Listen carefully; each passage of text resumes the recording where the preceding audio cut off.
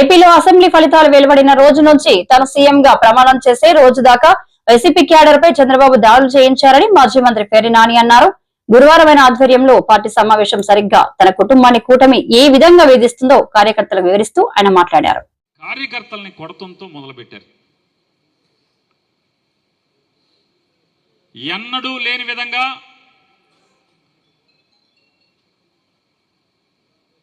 ఎలక్షన్లో గెలిచి ఎమ్మెల్యే అభ్యర్థిని పెట్టుకుని ఊరేగటం ఒక తంతు అయితే, కొత్త తంతు పేట పేట గ్రామ గ్రామంలో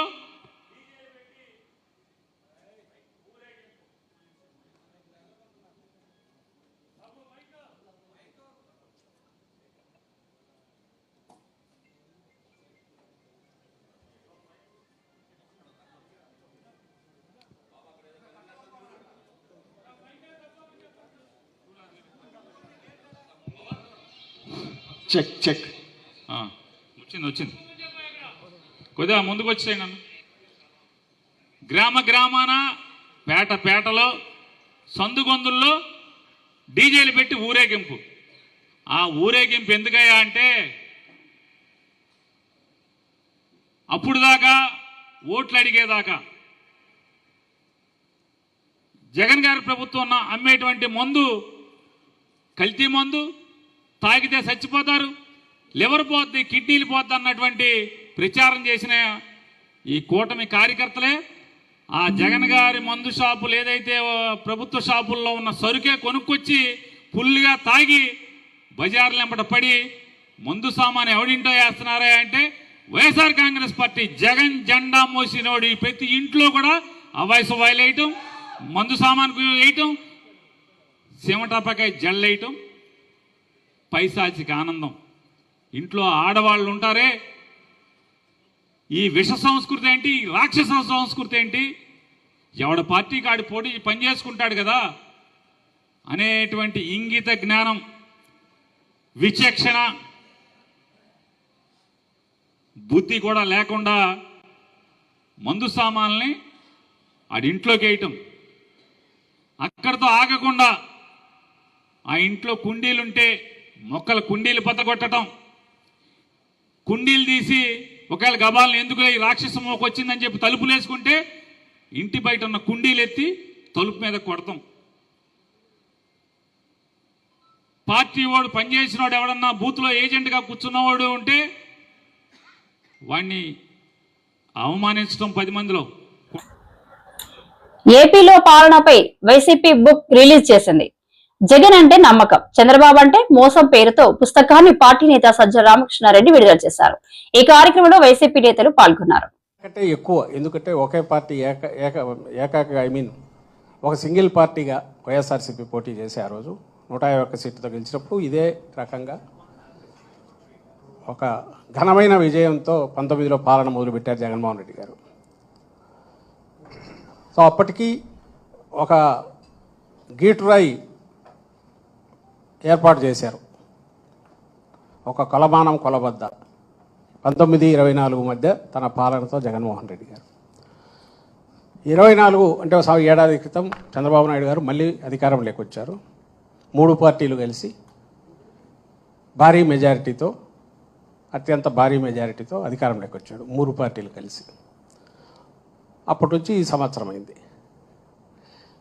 ఇప్పుడు సహజంగానే జగన్మోహన్ రెడ్డి గారి పాలనలో తొలి ఏడాది, చంద్రబాబు నాయుడు గారి పాలనలో తొలి ఏడాది ఎట్లుంటుంది అనేది కంపారిజన్ రాష్ట్ర ప్రజలందరూ గమనిస్తున్నారు. మేధావులు, విశ్లేషకులు కూడా దాన్ని అనలైజ్ చేస్తున్నారు. సహజంగానే అంతటి ఘనమైన పాలన అందించిన పార్టీగా వైఎస్ఆర్సీపీ ఈరోజు ఈ రెండింటిని బేరీజు వేసి ఇది వాస్తవ చిత్రం అని చూపే ప్రయత్నం చేసింది. అందులో భాగంగానే జూన్ 4న ఒక్క హామీని కూడా నిలబెట్టుకోకుండా పూర్తిగా అలవిగాని హామీలు ఇచ్చి భ్రమలో పెట్టి చంద్రబాబు నాయుడు గారు అధికారంలోకి వచ్చారు అని ముందు నుంచి చెప్తున్నాము. ఆచరణలో అదే జరగడం, పైగా ఎక్కడ గొంతు పెగలకుండా, నోరెత్తకుండా, క్వశ్చన్ చేయకుండా అన్ని గొంతుకలను రెడ్ బుక్ పాలన పేరుతో రాజ్యాంగం పేరుతో తొక్కి పెట్టడం, ఈ రెండు, దాంతోపాటు ఆ మాటున అవినీతికి అడ్డగోలుగా తెరలేపడం పైనుంచి కింది వరకు. ఇవి జరుగుతున్నాయి అంటున్నాం. జరుగుతూ సంవత్సరం కూడా అయిపోయింది. సో ఏడాది సందర్భంగా వాళ్ళు పెట్టుకున్నట్టున్నారు ఈరోజు మాది బ్రహ్మాండమైన సుపరిపాలన అని. ఎంతటి చీకటి పాలన, ఎంతటి దుష్పరిపాలన అని చెప్పడానికి విత్ ఎగ్జాంపుల్స్తో విత్ కలర్ ఫొటోస్తో సహా ఈరోజు వైఎస్ఆర్ కాంగ్రెస్ పార్టీ ప్రజల ముందుకు ఈ పుస్తకం తీసుకొచ్చింది. 160 పేజీల దాకా ఉంది. దీంట్లో సీఎం చంద్రబాబు మాస్ వార్నింగ్. ఈ నెల 20న అన్నదాత సుఖీభవ అమలు చేస్తామని సీఎం చంద్రబాబు చెప్పారు. ఆగస్టు 15 ఆర్టీసీ ఉచిత ప్రయాణ సౌకర్యం అమలు చేస్తామని పేర్కొన్నారు. దీంతో సూపర్ 6 పూర్తవుతుందని, ఎవరైనా ఇక ఈ విషయం మాట్లాడితే 4 మందమని గుర్తుంచుకోవాలన్నారు. లేకపోతే కాదని ఎలక్షన్ ముందు మనం విన్యాసాలు చూసాం. ఈరోజు సుజావుగా ఎక్కడ డిస్టర్బెన్స్ లేకుండా టెక్నాలజీ ఆడిటింగ్ చేసి మళ్ళా ఐవీఆర్ఎస్ పంపించి సాటిస్ఫాక్షన్ 85 నుంచి 90%. ఒకరిద్దరు డబ్బులు తీసుకున్న వైఎస్ఆర్ కాంగ్రెస్ పార్టీ ఓట్లో లేకుంటే ఇంకోటి ఉండొచ్చు, కానీ అట్మోస్ట్ సిన్సియర్గా వాళ్ళు హ్యాండ్ ఓవర్ చేసి వాళ్ళకి ఇచ్చిన డబ్బులు కూడా మర్యాదపూర్వకంగా దానికి కూడా తెప్పిస్తున్నాం. ఏదో డబ్బులు ఇస్తున్నామని వాళ్ళని తక్కువ చూడొద్దండి, గౌరవప్రదంగా ఇవ్వాలి అనేది కూడా చేసే పరిస్థితికి వచ్చాం. That is our commitment. ముందు రోజు ఇస్తున్న సెలవు అయితే 1 డే ముందు ఎప్పుడో జరిగాయండి ఇవన్నీ. That is our commitment. ఆ కమిట్మెంట్ నెరవేరుస్తున్నాం. మీరు చెప్పినట్టు ఒక ప్రోగ్రాంలో ఒక రోజు 10,000 కోట్లు, 67 లక్షల మంది పిల్లలకి. అయితే ఈ డబ్బులు కూడా మనం ఇచ్చేది ప్రజలు కూడా ఆలోచించుకోవాల్సిన అవసరం ఉంది. ఈ డబ్బుల్ని ఏదో వచ్చింది కాబట్టి ఖర్చు పెట్టేద్దామని కాకుండా, నేను ఏదైతే మాట్లాడుతున్నానో మీరు శాశ్వతంగా పేదరికం నుంచి పైకి రావడమే కాకుండా ఆర్థిక పరిస్థితులు మెరుగుపరుచుకొని మీరు కూడా బెటర్ లివింగ్ స్టాండర్డ్స్కి రావాలి. దాన్ని కూడా గైడ్ చేస్తాం. వెల్ఫేర్ అనేది ఎంపవర్మెంట్కి దారితీయాలి. అంతేగాని వెల్ఫేర్ అనేది ఎప్పటికీ ఆధారపడే పరిస్థితి రాకూడదు. అలాంటి దానికోసం శ్రీకారం చుడతాం. Will work it out how to guide them.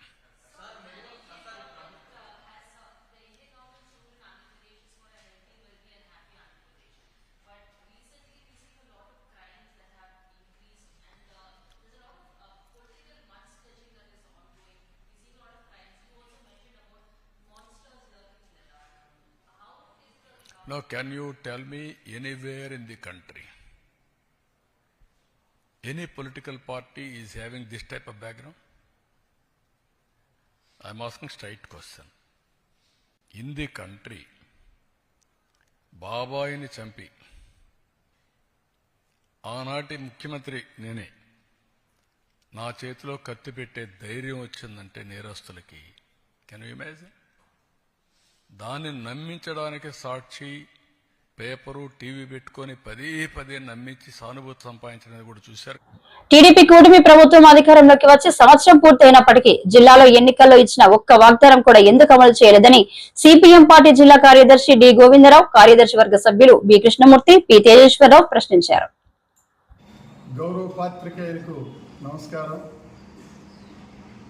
TDP కూటమి అధికారంలోకి వచ్చి సంవత్సరం పూర్తి చేసుకుంది. ఈ సందర్భంగా ఎన్నికల సందర్భంగా ఈ శ్రీకాకుళం జిల్లాలో ఇచ్చిన ఏ ఒక్క హామీ కూడా అమలు చేయలేదు. ఎందుకు అమలు చేయలేదని చెప్పి ఈరోజు వ్యవసాయ శాఖ మంత్రి అచ్చెన్నాయుడు గారిని మేము అడుగుతున్నాం.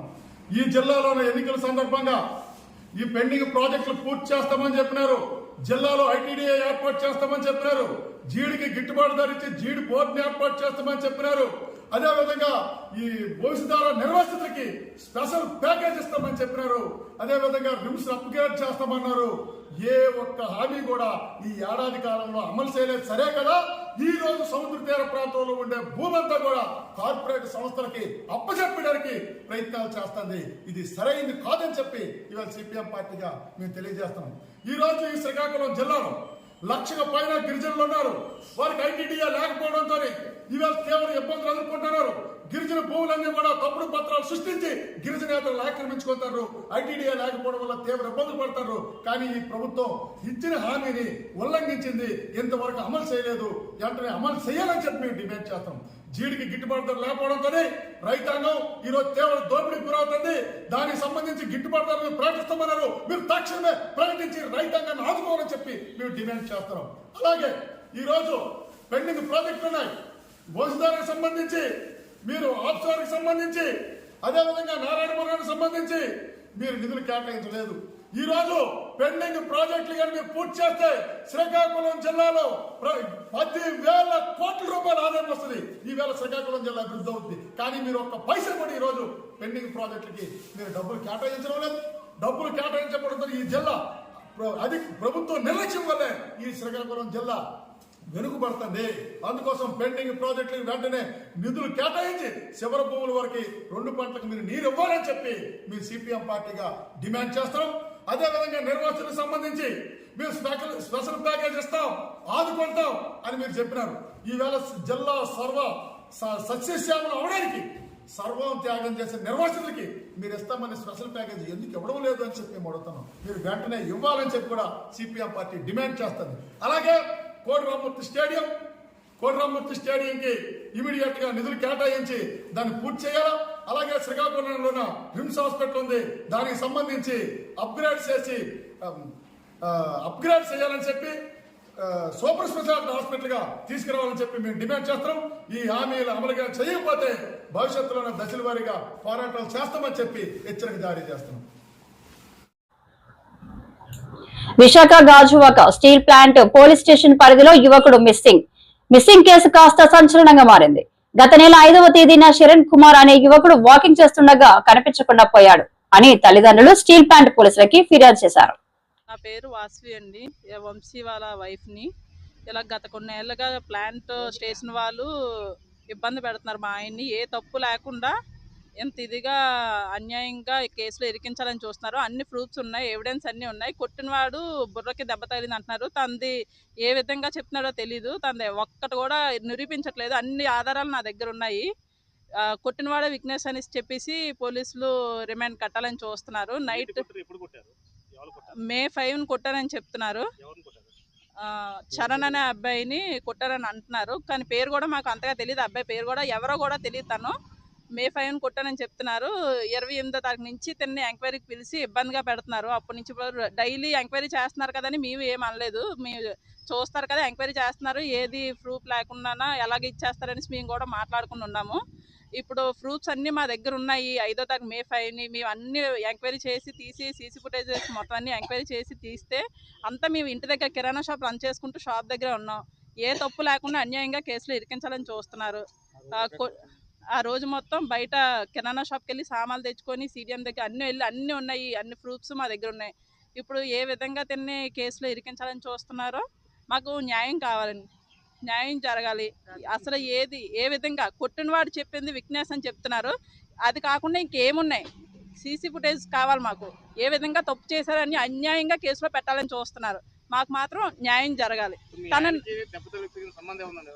ఏ సంబంధం లేదండి. తను ఇప్పటికి వచ్చి చూడలేదని కూడా చెప్తున్నారు. తన్ని ఎటువంటి సంబంధం కూడా లేదు. ఇలా మాకు న్యాయం అయితే జరగాలండి. తెలీదు అన్న. మొబైల్లో అది 10 years బ్యాక్ ది ఫేస్బుక్ లో ఫొటోస్ తీసి ఇప్పుడు వచ్చి మాకే తెలియదు ఆ ఫొటోస్. 10 years బ్యాక్ ఆ ఫొటోస్ చూపించి తినని చెప్పి చూపిస్తున్నారు. మొన్నటి వరకు ఒకరు అన్నారు, మొన్నటి వరకు ఇంటి పేర్లతో సహా సరస్వతి వంశీ అన్నారు. ఇంకొక అబ్బాయిని సంపంగి శివ అని కూడా చెప్పారు. ఇప్పుడు తనని నైట్ నుంచి 3 రోజుల నుంచి తనైతే కేసులో ఎటువంటి ఇన్వాల్వ్ కూడా చేయకుండా తిన నైట్ 12 గంటల నుంచి తీసుకెళ్లి మార్నింగ్ 6 గంటల వరకు స్టేషన్లో ఉంచకుండా తీసుకెళ్లి ఎక్కడికో తీసుకెళ్లి కొట్టేసి తీసుకొచ్చారండి. ఇప్పుడు మాకైతే న్యాయం జరగాలండి. ప్లాంట్ స్టేషన్లో ఉన్నారండి. మాకైతే న్యాయం జరగాలి. నడవలేకపోతున్నారు అతనైతే. మాకైతే మాత్రం న్యాయం జరగాలండి. వంశీ వాళ్ళ ఆవిడ్ని గత కొన్ని రోజులుగా తనని ఇబ్బంది పెడుతున్నారు. ఏ కేసులోనే ఎవరినో కొట్టేసి పడేశారని చెప్తున్నారు. అది ఎంక్వైరీకి తీసుకొచ్చారు. ఎంక్వైరీ అవుతుందని అనుకున్నాము. కానీ కొన్ని రోజులుగా తీసుకురాగానే ఇక్కడ నుంచి ఈ రోజు అయితే మాత్రం రాత్రి నుంచి 12 గంటల నుంచి భోజనానికని పంపించి మా బావగారిని రిటర్న్ వచ్చి చూసేసరికి మనిషిని కనిపించకుండా చేశారు. ఉదయం 6 వరకున. ఆ కొట్టిన వారు ఎవరని తెలియకుండా మాకు ఇలాగ మనిషిని తీసుకెళ్ళి ఫుల్గా కొట్టేసి తీసుకొచ్చారు. మాకైతే న్యాయం జరగాలని. చంద్రబాబు సీఎం గా బాధ్యత చేపట్టి నేటికి ఏడాది. ఎన్నికల ముందు ఎన్నో వాగ్దానాలు చేశారు. సూపర్ 6 అంటూ ఊదరగొట్టారు. అధికారం ఇస్తే అన్ని చేస్తా అని నమ్మించారు. ఏడాది పాలన సందర్భంగా చంద్రబాబు రాష్ట్ర ప్రజలకు సమాధానం చెప్పాలి అని ఏపీ కాంగ్రెస్ అధ్యక్షురాలు షర్మిల డిమాండ్ చేశారు. రేపు చంద్రబాబు గారు గవర్నమెంట్ ఫామ్ అయి సంవత్సరం రోజులు పూర్తి చేసుకోబోతున్నారు. చంద్రబాబు గారిని సూటిగా ప్రశ్నిస్తున్నాం. చంద్రబాబు గారు, మీరు ముఖ్యమంత్రి కావడానికి ఎన్నో వాగ్దానాలు చేశారు. మేనిఫెస్టోలో ఎన్నో అంశాలను పెట్టారు. సూపర్ 6 మరి ముఖ్యంగా ప్రతి సభలోనూ ఊదరగొట్టారు. సూపర్ 6 నేను అమలు చేస్తానని ప్రజలందరినీ నమ్మబలికించారు. మరి ఈ రోజు సంవత్సరం రోజులు అయిపోయింది. సూపర్ 6 ఏమైంది చంద్రబాబు గారు అని కాంగ్రెస్ పార్టీ ప్రశ్నిస్తుంది. సూపర్ 6 సూపర్ ఫ్లాపేనా? చంద్రబాబు గారు సమాధానం చెప్పాల్సిన అవసరం ఉంది. సంవత్సరం రోజులు అయిపోయింది. మీరు వాగ్దానాలు చేశారు. సంవత్సరం రోజులు దాటిపోయింది. అంటే ఈ వాగ్దానాలు నిలబెట్టుకునే ఉద్దేశం ఉందా లేదా? ఏదైనా వాగ్దానాలు చేసి అధికారంలోకి వస్తే అధికారంలోకి వచ్చిన వెంటనే ఆ వాగ్దానాలు నిలబెట్టుకుంటారు అని ప్రజలు అనుకుంటారా? లేకపోతే ఇలా కాలయాపన చేసుకుంటూ ఆఖరి సంవత్సరంలోనో లేకపోతే మళ్లీ ఎలక్షన్లకు పోకముందో మీరు వాగ్దానాలు నిలబెట్టుకునే ఉద్దేశం మీకేమైనా ఉందా? ప్రజలకు సమాధానం చెప్పాల్సిన అవసరం ఉంది. సూపర్ 6 లో భాగంగా చంద్రబాబు గారు మరి ముఖ్యంగా రైతులకి ప్రతి ఏడాది 20,000 రూపాయలు ప్రతి రైతుకి ఇస్తానన్నాడు. ఇప్పటికి 54 లక్షల రైతు కుటుంబాలు ఎదురు చూస్తూనే ఉన్నాయి. ఇంతవరకు రైతులకు ఇచ్చింది లేదు చంద్రబాబు గారు. రైతులను మోసమే చేశారు సంవత్సర కాలం పాటు రైతు భరోసా పథకం కింద. అంతేకాదు తల్లికి వందనం అనే పథకం ప్రతి బిడ్డకు 15,000 రూపాయలు ఇస్తానన్నాడు చంద్రబాబు గారు. ఎంతమంది బిడ్డలుంటే అంతమందికి ఇస్తానన్నాడు చంద్రబాబు గారు. ఒకరుంటే ఒకరికి, ఇద్దరుంటే ఇద్దరికి, ముగ్గురుంటే ముగ్గురికి, నలుగురుంటే ఏకంగా 60,000 రూపాయలు ఇస్తానన్నాడు చంద్రబాబు గారు. ఇది నేను చెప్తున్న మాట కాదు. చంద్రబాబు గారు ఎన్నికల సమయంలో ఆయన మాట్లాడిన మాటలు ఇవి. మరి 4 బిడ్డలుంటే 60,000 ఇస్తానన్న చంద్రబాబు గారు ఒక్క బిడ్డకైనా కూడా కనీసం ఒక్క బిడ్డ వేసుకున్నా కూడా 84 లక్షల మంది తల్లులు ఎదురు చూస్తున్నారు. ఒక్క బిడ్డకి వేసుకున్న కుటుంబంలో ఒక్క బిడ్డకి ఇచ్చినా 15,000 రూపాయలు. మరి చంద్రబాబు గారు ఇంతవరకు ఒక్క తల్లికి వందనం పథకం కింద ఒక్కరికి కూడా ఇచ్చింది లేదు. సూపర్ 6 లో భాగంగా తల్లికి వందనం పథకం మీద కూడా చంద్రబాబు గారు మోసమే చేశారు. నిరుద్యోగుల కోసం 3,000 రూపాయలు నిరుద్యోగ వృద్ధి ఇస్తానన్నాడు చంద్రబాబు గారు. దాదాపు 50 లక్షల మంది బిడ్డలు ఉద్యోగాలు రాక ఇంతవరకు ఎదురు చూస్తూనే ఉన్నారు. ఇప్పటికీ కూడా చంద్రబాబు గారు అరచేతిలో వైకుంఠం అన్నట్టు 3D గ్రాఫిక్స్ లో సినిమాలు చూపిస్తున్నారు. మంచి దేశ ప్రధాని నరేంద్ర మోడీ 11 సంవత్సరాల పరిపాలన భారతదేశ చరిత్రలో సువర్ణ అక్షరాలతో లిఖించబడిందని అనకాపల్లి పార్లమెంటు సభ్యులు సీఎం రమేష్ గురువారం పార్లమెంటు కార్యాలయంలో విలేకరుల సమావేశం ఏర్పాటు చేసిన సీఎం రమేష్ ఈ 11 సంవత్సరాలలో అభివృద్ధి స్వలాభోన సంకల్ప సిద్ధి యొక్క స్వర్ణయుగంగా మార్చారు. 11 సంవత్సరాల ప్రయాణం ప్రధానమంత్రి మోదీ ఒంటరిగా 140 కోట్ల మంది భారతీయుల కృషి, త్యాగాల మరియు కళను అంకితం చేసుకోవడం ద్వారా జరిగింది. మోదీ పాలనలో పేదలకు సంక్షేమం, సూపర్ పాలన అందించడంలో సిద్ధస్థుడు. మోదీ నాయకత్వంలో ప్రభుత్వం ఇలా మారింది. ప్రతి స్పందనాత్మక బాధ్యత, వితమైన జవాబుదారీతనం, సంస్కరణ, పనితీరు, పరివర్తన. 2014 ముందు భారతదేశం అవినీతికి, మోసాలకు, బుజ్జగింపుల రాజకీయాలకు బాధపడిందని ఇప్పుడు అభివృద్ధి, ఆవిష్కరణ, పరివర్తన, రక్షణ ఎగుమతులు భారతదేశం స్వలాంభవన పొందుతున్న 30 రెట్లు పెరిగాయి. అవినీతి కుంభకోణాలపై సమయం ముగిసింది, పారదర్శకతను నిర్ధారించింది. గతంలో ప్రభుత్వ పథకాల ప్రయోజనాలు ప్రజలకు చేరలేదు. మధ్యవర్తులు నిధులను మింగేశారు. నేడు ప్రత్యక్ష ప్రయోజన బదిలీలు నిధులను నేరుగా పౌరుల ఖాతాల్లోకి జమ చేస్తున్నారని అన్నారు. ఇంతకు ముందు మనం దిగుమతులపై ఆధారపడి ఉన్నాము. నేడు మేక్ ఇన్ ఇండియా కారణంగా మనం ఎగుమతులలో ముందున్నామని, గతంలో మనం ప్రపంచంలోని పెలుసైన ఆర్థిక వ్యవస్థలలో ఒకటిగా ఉన్నాము. నేడు భారతదేశ 4వ అతిపెద్ద ఆర్థిక వ్యవస్థగా అవతరించే మార్గంలో ఉంది. ప్రధాని మోదీ నాయకత్వంలో భారతదేశం ఇప్పుడు సాహసోపేతమైన నిర్ణయాలు తీసుకోగలరు మరియు ఉగ్రవాదానికి నిర్ణయాత్మక సైనిక ప్రతిస్పందనలతో సహా కొత్త సాధారణలను నిర్వహించగలదు. కూటమి ప్రభుత్వం మన ప్రధానమంత్రి నరేంద్ర మోడీ గారు పూనుకున్నారని చెప్పేసి వికసిత్ భారత్లో 2047కి ఇవన్నీ కూడా మొత్తం ప్రతి ఒక్క చిన్న రైల్వే స్టేషన్ కూడా ఆధునీకరించి ముందుకు పోవాలని చెప్పేసి ఈరోజు రోడ్లు చూస్తే ప్రపంచ స్థాయికి మనమే ముందున్నాం. దాదాపు అమెరికాలో ఎన్ని కిలోమీటర్ల రోడ్లు ఉన్నాయో మన ఇండియాలో కూడా అన్ని విధంగా రోడ్లు ఉన్నాయి. ఇంకా ముందు కూడా చాలా developments. Greenfield Chennai to Mumbai Chennai to Bengaluru అయితే 3 నేషనల్ హైవేలు, ఒకటి గ్రీన్ఫీల్డ్, ఒకటి హొసూరు నుంచి, ఇంకోటి చిత్తూరు నుంచి కూడా 3 హైవేలు ఉన్నాయి. అలాగే హైదరాబాద్ టు బెంగళూరు కొత్త హైవేలు, చెన్నై నుంచి కలకట్టా 6 లైన్స్, మన అనకాపల్లి టు రాజమండ్రి కూడా బ్యాలెన్స్ ఉండే 6 లైన్స్ కూడా క్యాబినెట్లో శాంక్షన్ కావడం, ఇలాంటి చెప్పుకుంటూ పోతే చాలా ఉన్నాయి. ఇప్పుడు మీకు ముఖ్యంగా చూస్తే చిరు వ్యాపారులు లోన్స్లో 10